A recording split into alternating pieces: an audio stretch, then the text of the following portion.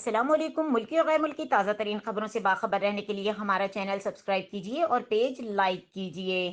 گوادر کے ماہی گیروں کے مطالبات کا نوٹس لے لیا۔ ایک بار پھر آپ کو بتاتے چلیں، وزیر اعظم عمران خان کا کہنا ہے کہ گوادر کے ماہی گیروں کے جائز مطالبات کا نوٹس لے لیا گیا ہے۔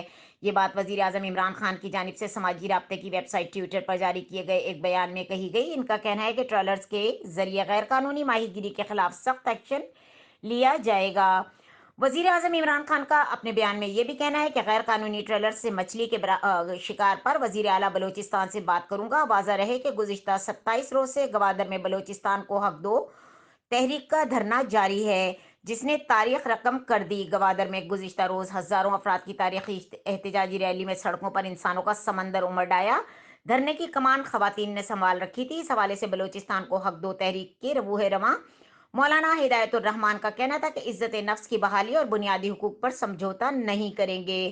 صوبائی حکومت کو بہانے تلاش کرنے کا موقع نہیں دیں گے، حق لے کر رہیں گے۔ بلوچستان کے ممتاز سیاستدان عبدالحکیم اور سابقہ صوبائی وزیر میر اسلم بلیدی نے دھرنے میں شرکت کر کے تحریک کی حمایت کا اعلان کر دیا۔ مزید خبروں اور اپڈیٹ کے لیے دیکھتے رہیں کے نیوز چینل انٹرنیشنل۔